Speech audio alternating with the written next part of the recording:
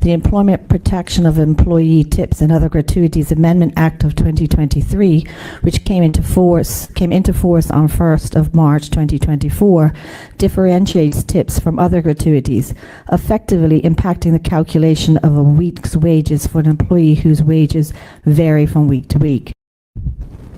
Madam, for clarity, and this is very important, prior to the enactment of the minimum hourly wage rate in June 2021, employees whose wages varied from week to week were entitled to receive paid leave at an average of the previous 12 months worked.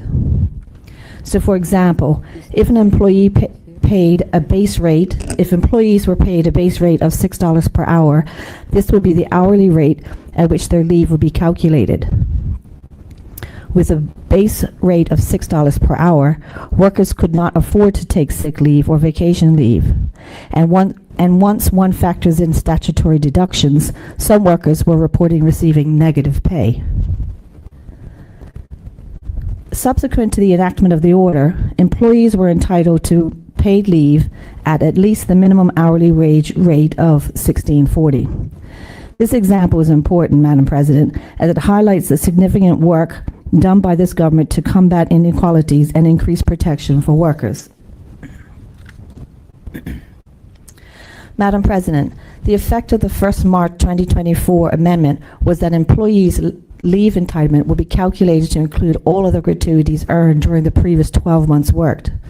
For employees who earned an average salary, for example, of $25 per hour over the previous 12 weeks worked, inclusive of other gratuities, their leave entitlement would be set at $25 per hour during the period of which they were absent from workplace, as opposed to the minimum hourly wage rate of $16.40, which was the original intention of the order. Madam President, interpreting other gratuities as wages impacts the calculation of the week's wages for employees who received other gratuities in a way that was extremely unpredictable and creates uncertainty and undue financial burdens for businesses, as it adversely affects businesses' ability to calculate and budget for employees' cost. Recognizing this, the ministry held a meeting with the Bermuda Hotel Association to assess the immediate impact on their membership, and shortly thereafter convened a special meeting of the Labor Advisory Council, the LAC, to discuss these concerns and reach a consensus on the most reasonable and just way forward.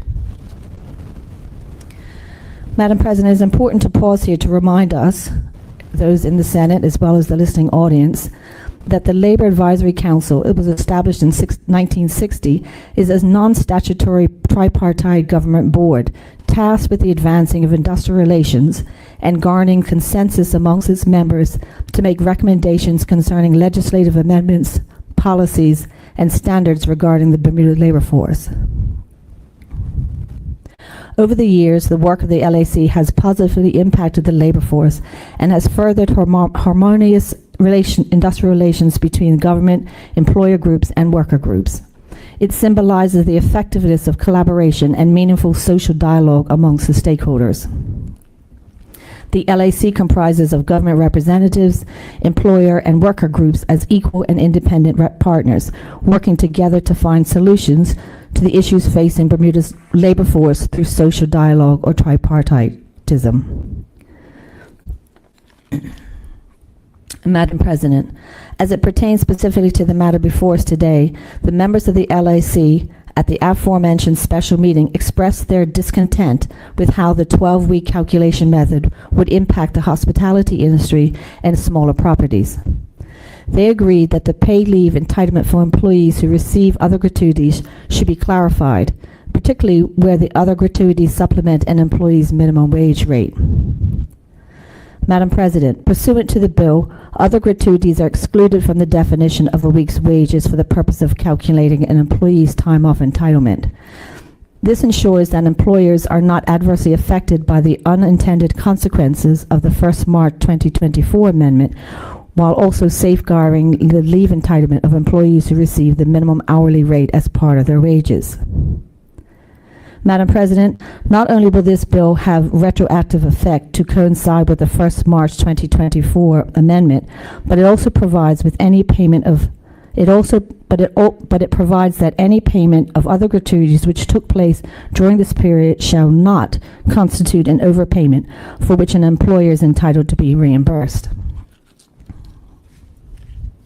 I reiterate, Madam President, if an employer paid an employee more than the minimum hourly wage rate as part of paid leave entitlement, the employee does not have to reimburse the employer. And for further clarification, the Employment Act sets minimum standards. And in this case, the minimum standard for paid leave entitlement is a minimum hourly wage rate. An employer can pay more than a minimum hourly wage rate for paid leave entitlement. However, that is a matter between the employer and the employee. Madam President, it is envisioned that these amendments provide both workers and employers the clarity needed regarding employees' leave entitlement and would further assist with the maintenance of a stable workforce in Bermuda by reducing the likelihood of business operational challenges in this regard. Thank you, Madam President. And thank you, Senator Lauren Bell, Junior Minister of Economy and Labor. And before I open the floor to senators to ask questions, I would like to acknowledge and welcome to the Senate chamber Ms. Gabrielle Can, the Director of Labor. Welcome to you. Would any senator care to speak on it? Yes, Senator Marcus Jones, Opposition Leader in the Senate, you have the floor. Good afternoon, Madam President. Good afternoon to the listening audience and my fellow Senate colleagues. Let me first start off by declaring my interest. I am a hotelier, been one for the last years. And this clarification and briefing that I would like to thank the Junior Minister of Economy and Labor for giving us that very comprehensive clarification of an issue that has been a little bit of a conundrum for the last year. And I think the clarity will be embraced by the wider public, more specifically within the restaurant and hotel industries. I also want to pause to applaud the government for their very detailed and concerted effort in collaborating with the powers that be, that being the Labor Advisory Council and the Bermuda Hotel Association, to come to the meeting of the minds. And I think this type of practice is to be applauded, because it surely, this amendment at least, surely removes all doubts of what the calculation should be for those that work in those industries to have as part of the calculation for their paid leave. So we on this side of the aisle, we do support this amendment wholeheartedly. Thank you, Madam President. And thank you, Senator Marcus Jones. Would any other senator care to speak on this bill?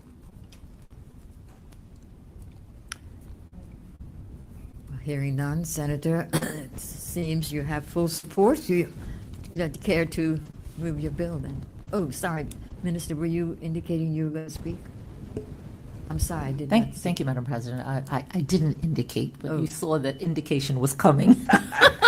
And I appreciate that. I just wanted to say at this juncture before my colleague closes that the government certainly appreciates the green pom-poms waving on the other side.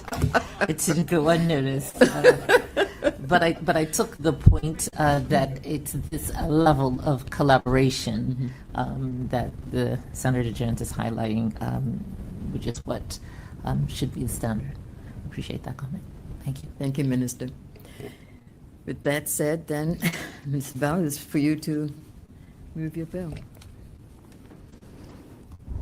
Thank you, Madam President, and I, like my colleague, would like to acknowledge the kind words extended to the government regarding the support for this amendment, and also the emphasis on the effective use of collaboration with all stakeholders. It definitely shows the power of consultation and collaboration, so I appreciate that. Madam President, with that said, I move that the bill entitled the Employment Amendment Act 2025 be now read a second time. Is there any objection to that motion? No objection. Madam President, I move that Rule 26 be suspended in respect to this bill. Is there any objection to that motion? No objection. Madam President, I move that the bill entitled Employment Amendment Act 2025 be now read a third time. Is there any objection to the third reading? No objection. Madam President, I move that the bill do now pass. It has been moved that the bill entitled Employment Amendment Act 2025 do not pass. Is there any objection to that motion? No objection. The bill is passed. Thank you, Senators, for your support of the bill. We'll now move on to our next item on our orders of the day, and that's the motion to be moved by Senator the Honorable Caesar, spokesperson for Finance. You have the floor.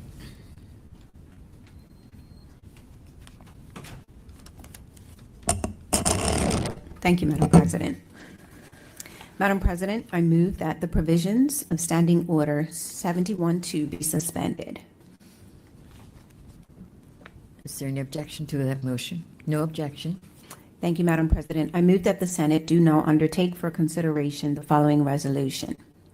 Whereas it is provided by Section 3 of the Ministers and Members of the Legislature Salaries and Pensions Act 1975, the Principal Act, that Schedule 2 to the Principal Act may be amended from time to time by resolution passed by both the Senate and the House of Assembly. And whereas it is expedient that Schedule 2 to the Principal Act be now amended. Be it resolved that the Honorable House of Assembly and the Senate, pursuant to the provisions of Section 3 of the Ministers and Members of the Legislature Salaries and Pensions Act 1975, hereby amend Schedule 2 to the said act by inserting immediately below the office of Premier, the offices of Deputy Premier, Attorney General, and Minister of Finance, and deleting the office of Parliamentary Secretaries and substituting the office of Junior Ministers. Thank you, Madam President. Thank you, Minister. Would any senator care to speak on this motion?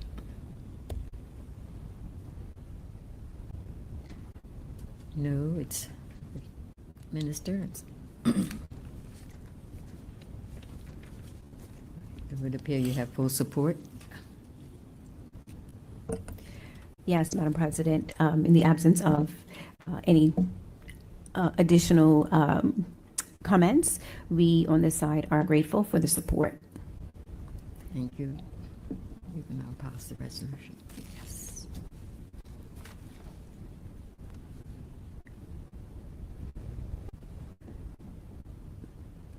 Madam President, I move that the motion aforementioned be read a second time, be approved. Be approved. Is there any objection to the approval of the motion? No objection. It is approved, and thank you, Minister and Senators, for your support of the motion. Now, Senators, that leaves us to continue with our agenda. Item number 14, motions, there are none. Item number 15, congratulatory and/or obituary speeches. Would any senator care to speak on either of these items?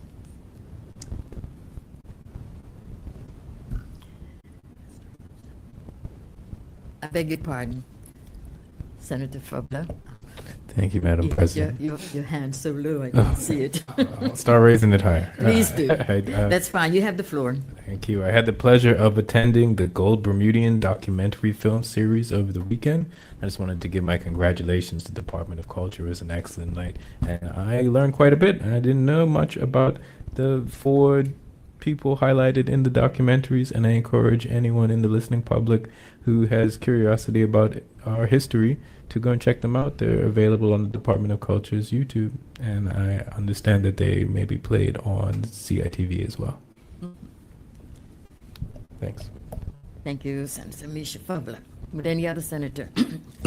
Yes, Madam Yes. President. Yes, Minister.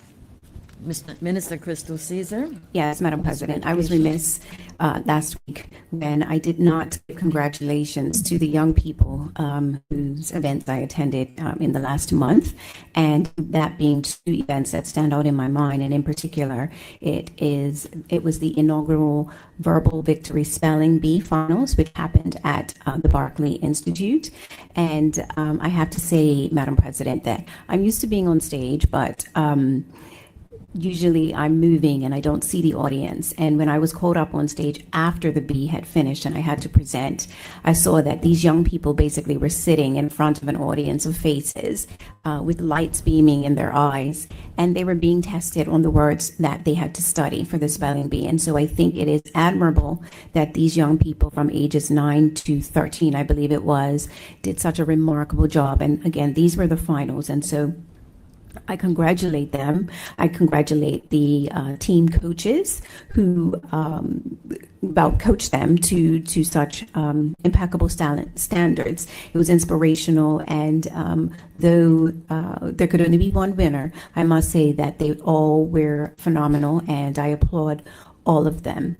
In particular, I also wanted to thank the person whose brainchild this was, and she is a member of Constituency 31, which I previously was the MP of, and that was Justice Norma Wade Miller, OBE-JP. I had talked to her a few years ago, and she had talked about this spelling bee, and it was wonderful to see it come to fruition. And so I do have the names of the winners here, and I'd like to just call them by name. The overall winner was Mr. Jared Amante, age 10, from Summersfield Academy. The runner-up was Olivia Brown, age 12, from Warwick Academy. And the second runner-up was Samantha Hernandez, age 13, from Delwood Middle School. And if I could quickly also mention that I attended the Minister's Debate Challenge on another Sunday. And again, just to see these young people in the way that they perform, in the way that they execute themselves, it was phenomenal. And I wanted to congratulate the Mirrors program, who supported Mr. Gladstone Thompson, who put on this event. Again, I attended the finals, and it was wonderful to see such young people executing themselves in a fashion that was beyond their years. And so I do believe that we have some great things in our future, and I'm committed to ensuring that we support all these young people in their efforts. So again, I say congratulations to the debaters. Thank you, Madam President. Thank you, Minister Season. Senator Cunningham, you have... Sorry, beg your pardon. Yes, Senator Victoria Cunningham, you have the floor. Thank you, Madam President.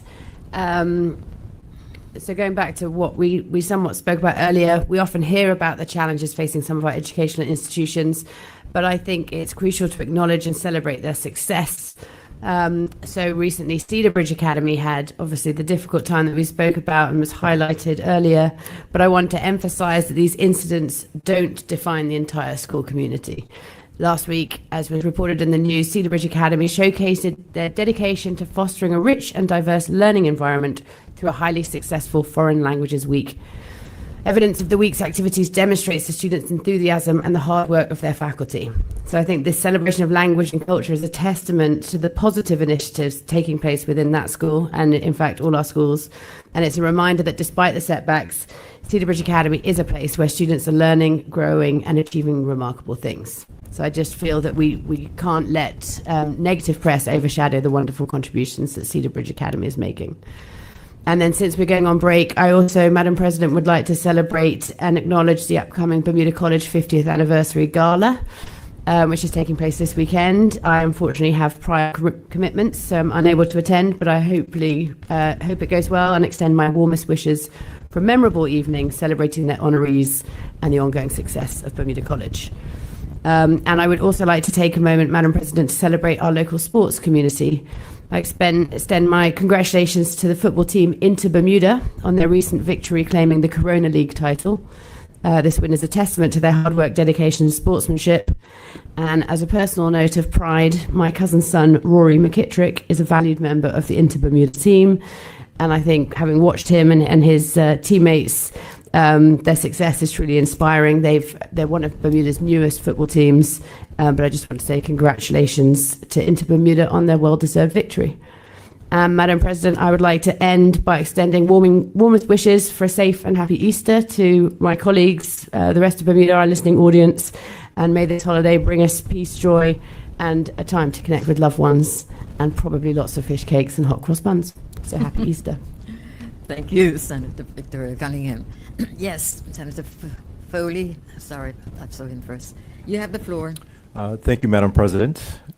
I would like to extend a congratulations to Elaine Fox of St. David's on the release of her book, The Community of Southside St. David's, Before, During, and After World War II.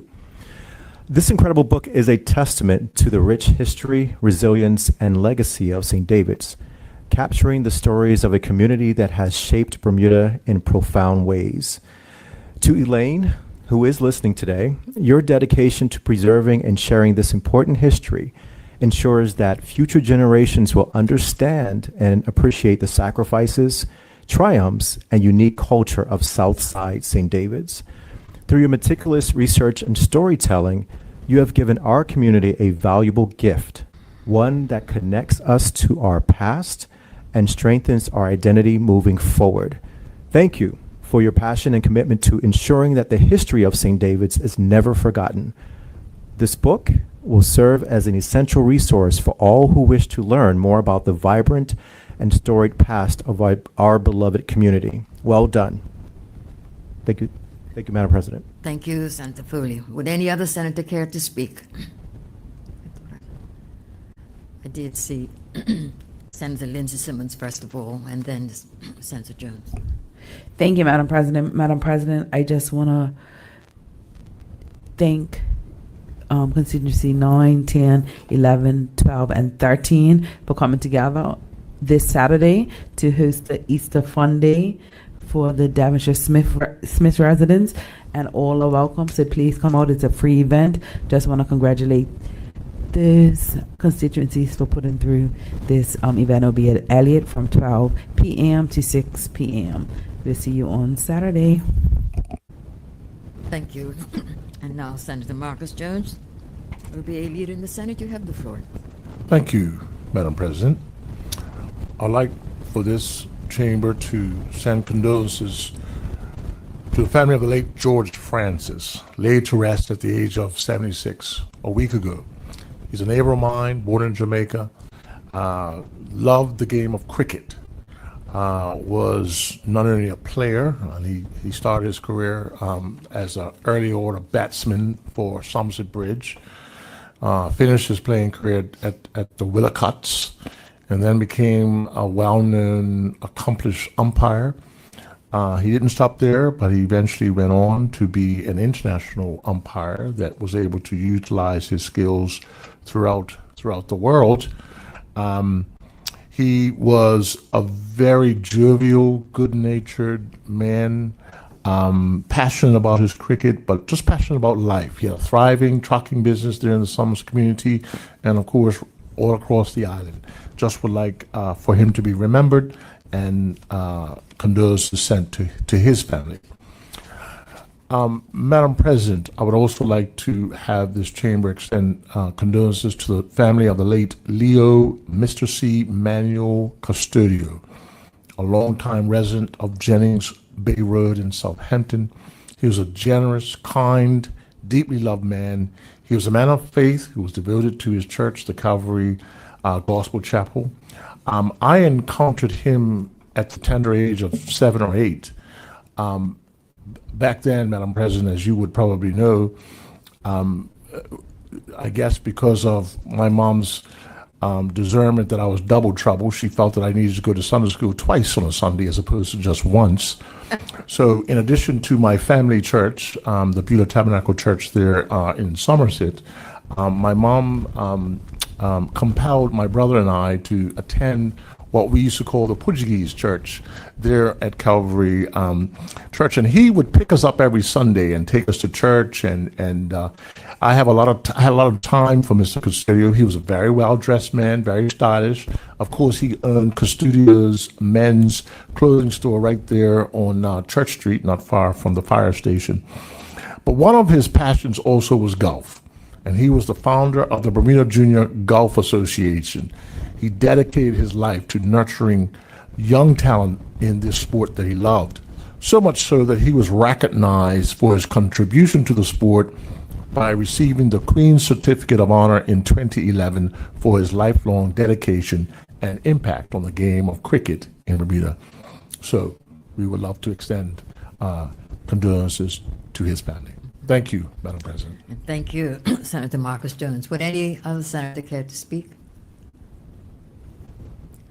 Hearing none, I would just like to associate myself with the comments and the congratulations by Minister Caesar on the spelling bee competition among students. I will say that I was in attendance myself, and I agree with you. The students really were very confident in the manner in which they conducted themselves in front of this large audience, and they were on the stage. It was just absolutely wonderful to see. And I'd also like to associate myself with Senator Cunningham's congratulations to Bermuda College. And I think that's an institution in our island that's doing very good work. With that said, then we will now move on to adjournment. Minister Wilkerson, AG, it's over to you, unless you're going to speak on. We've reached that point of adjournment, and I just want. Yes, Madam President, if there are no other speakers on the motion to adjourn, I'd like to take a couple of minutes. Thank you. Please do. Thank you.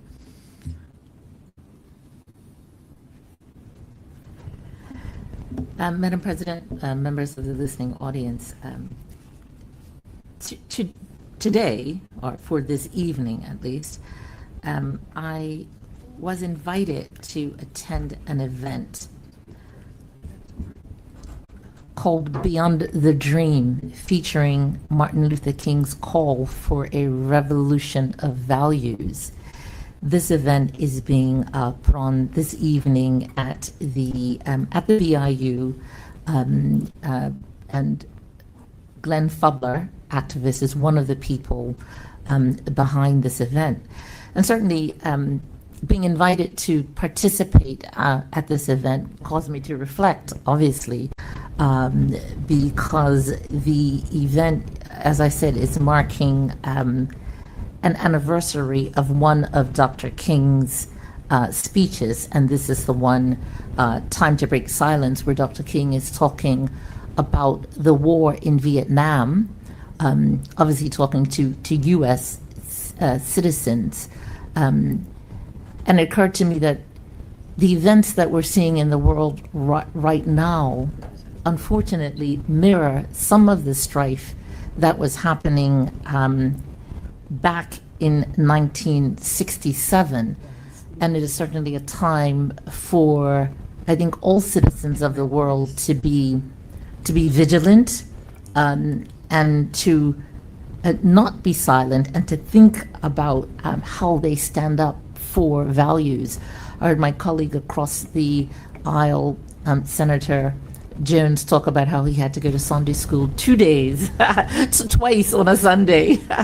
and I know, Madam President, that, very often children, those in my own family, and, the nieces, nephews, and grands, they don't attend Sunday school as regularly as we used to back in the day. And when we think about a revolution of values, Madam President, I think it's definitely a time to be getting back to core values that inform who we are as citizens and how we could stand up for things in the world. And so, Madam President, this invitation certainly encouraged me to go back and start to listen to some of the iconic speeches. And it certainly had been lost on me, today being our last day before the Easter break, and the last time we will meet as a Senate in April. that it would have been 57 years ago tomorrow that Dr. King made his very last speech, which is the most well-known and iconic speech, which is often called "I Have a Dream," but he's talking about that mountaintop, going to the mountaintop. And it was a speech that he made the evening before he was assassinated.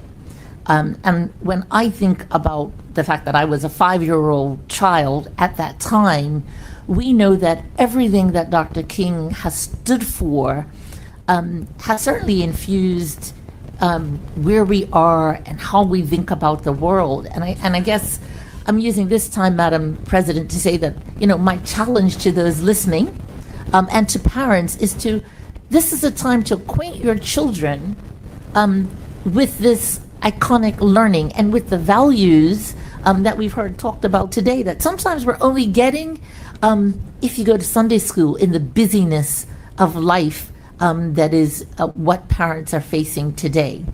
So, Madam President, as we break for Easter, I'd also like to say Happy Easter to the listening public and to our Senate colleagues. And certainly when we return, we should return rejuvenated for having our heads down for a very, very busy budget season. Thank you, Madam President.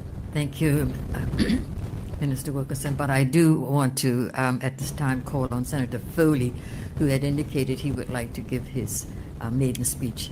Senator Foley, you have the floor. Thank you, Madam President. Madam President, fellow senators, and the people of Bermuda. But before I begin, I would like to acknowledge Senator and the Honorable Kim Wilkerson and thank her for her kind words and her words of encouragement. So thank you for that. I rise before you today with a profound sense of humility and gratitude as I embark on this journey as a newly appointed senator in our beloved Bermuda. This moment is not solely mine. It is a culmination of the unwavering support, sacrifices, and guidance of many who have walked this path before me and alongside me. I want to thank the opposition leader, the Honorable Jarian Richardson, my colleagues and members of Parliament, Dwayne Robinson, Robin Tucker, and Dr. Douglas Dacuto, and the One Bermuda Alliance for placing their trust in me. And I thank the people of Bermuda for this immense honor. As I reflect on the history, the present, and the future of this esteemed Senate, I am reminded of the significant weight of responsibility that lies upon us and the role we must all play in shaping the future of our great island.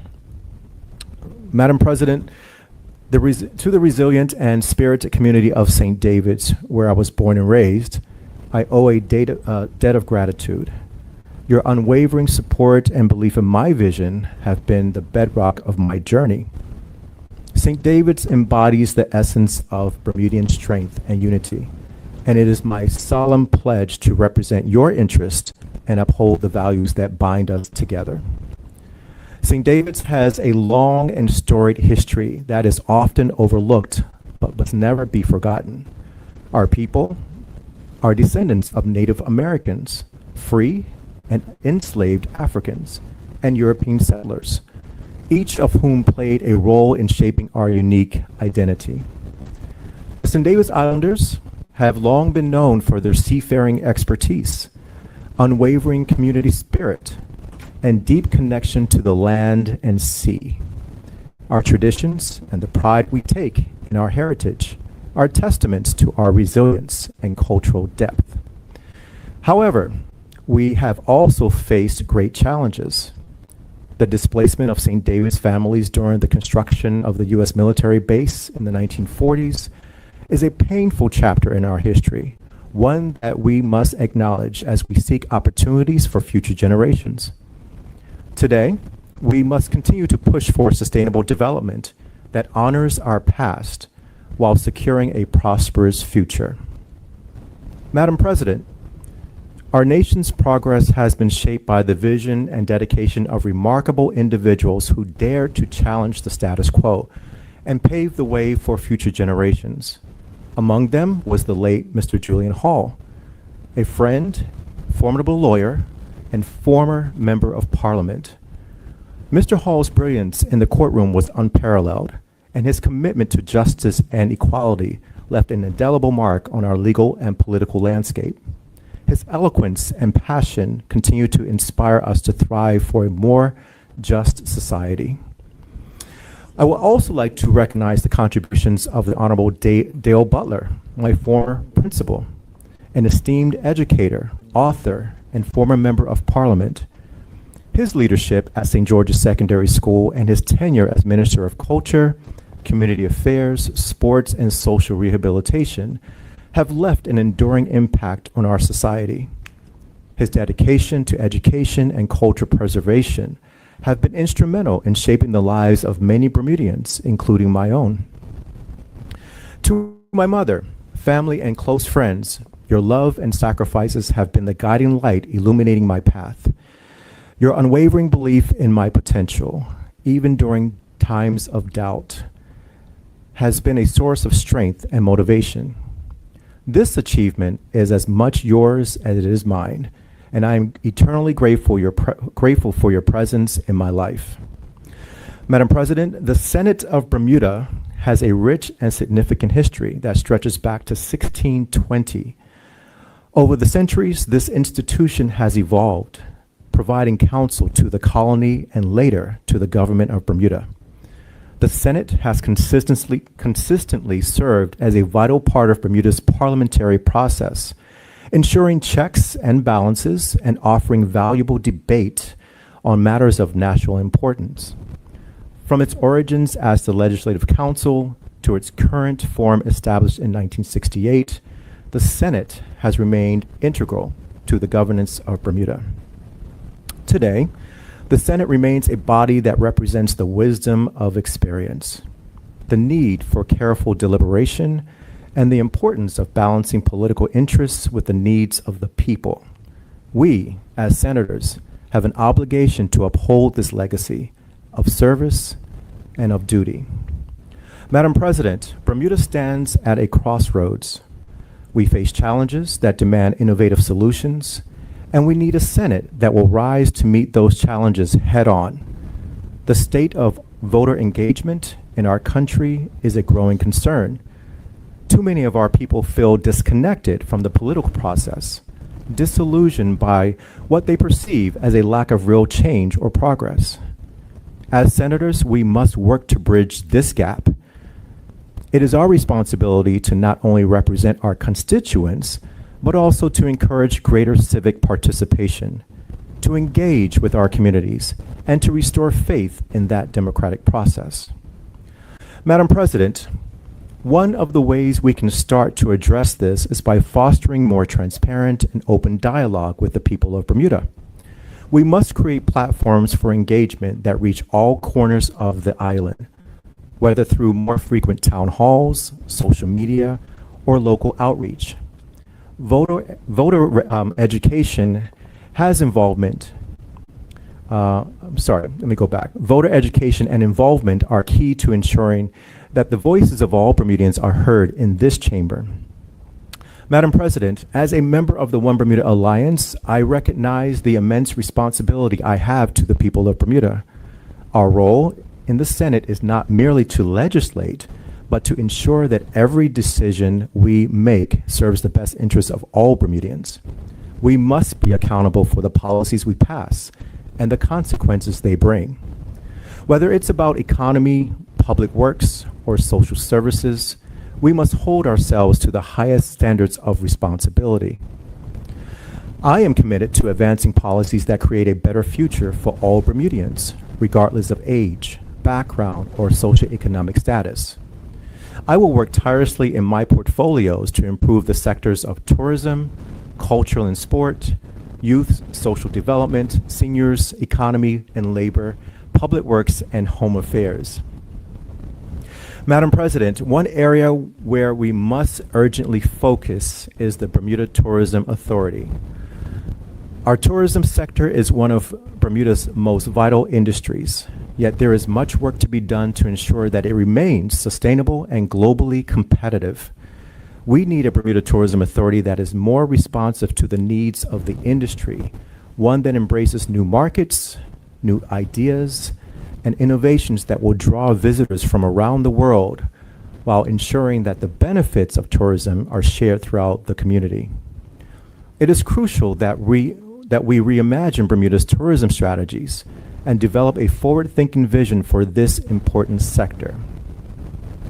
Madam President, in 1990, which was 35 years ago, I remember watching the television one evening and a Bermuda Shorts commercial aired. This ad was part of Bermuda's tourism campaign, which was designed to showcase the island's natural beauty and the relaxing vacation experience it offered. The commercial emphasized Bermuda's sweeping views, vibrant nightlife, and idyllic setting, all while capturing the essence of what made Bermuda a sought-after destination. It's a memorable part of Bermuda's tourism history. The voiceover many may remember, and I'll repeat it: sweeping views, late-night blues, stirring sound, paradise found, perfectly encapsulated the island's appeal during that era. And the tagline at the end, "A short trip to the perfect holiday," was intended to promote Bermuda as an easy, accessible, luxurious getaway that could offer everyone or everything one needed in a holiday: relaxation, adventure, and cultural richness. It was a simple but effective way of selling Bermuda as a destination that promised much more than just sun and sand. Madam Speaker, another critical challenge we face is the need for a more sustainable energy environment. Bermuda's future depends on transitioning to renewable energy sources that will lower our carbon footprint, reduce our dependence on imported fuel, and ultimately lower energy costs for Bermudians. We must look towards other alternative energy sources to ensure that Bermuda is at the forefront of sustainability. Madam President, equally important is the need for food security. As we navigate global supply chain challenges, we must create systems that allow Bermuda to produce more of its own food. Supporting local agriculture, incentivizing farmers, and fostering great food resilience will ensure that Bermuda remains self-sufficient, especially in times of crisis. A more sustainable future for Bermuda must include a strategy for both energy and food sustainability. Madam President, as we look toward the future, I believe that the work of the Senate must focus on the long-term well-being of our people. We must make decisions with an eye to the future, ensuring that we leave a Bermuda that is stronger, more prosperous, and more unified for future generations. We must continue to foster policies that encourage economic growth, but also those that improve the quality of life for all Bermudians. I am particularly committed to initiatives that support our youth, our seniors, and our most vulnerable, while also enhancing the economy, creating jobs, and ensuring a labor market that is fair and just for all. We must invest in our public works, from the infrastructure that supports our economy to the services that maintain the well-being of our communities. And we must ensure that our home affairs policies are inclusive and protect the rights of all Bermudians. Together, we have the opportunity to build a Bermuda that is resilient, innovative, and inclusive. A Bermuda that not only survives but thrives in a changing world. Madam President, in closing, I am honored to serve in this esteemed chamber. I stand before you today not only as a representative of the One Bermuda Alliance, but as a voice for all Bermudians. I am committed to ensuring that the Senate of Bermuda remains a place of thoughtful debate, responsible decision-making, and forward-thinking solutions. Madam President, together, let us build a Bermuda that reflects our highest aspirations, a Bermuda that values democracy, accountability, sustainability, and opportunity for all. I'm ready to work alongside all of you to make that vision a reality. Thank you, Madam President. Thank you, Senator Foley. Would any other senator care to speak on the motion to adjourn? Hearing none, then Minister Wilkerson, you. Sorry, Senate White, were you? I thought somebody else was willing to speak, and you will not. Now on the motion to adjourn, indicate when we will meet again. If you are not going to speak yourself. Thank you, Madam President. The Senate will now adjourn until, it's June 2nd. Yes, I think it was June the 2nd. I think you had given out dates that we would be. June Mon- 2nd. Yes. Yes, Monday. Monday, June 2nd. June the 2nd. Thank you, Madam With that, President. yes. The senators. I would just like to make a comment, though, that I want to thank each and every one of you for your work today and last week. And as has been mentioned by the Senator Cunningham, that, this is the Easter period. And it's a blessed time, and I just want to not only thank you for the services you have provided these last week and today, but also to wish you all a blessed Easter, and with your families. It's a very important time of year when we take time out with family, but remember the reason for the season, for Easter. So I wish you all a blessed Easter, and we will see you on the 2nd. Senate stands adjourned.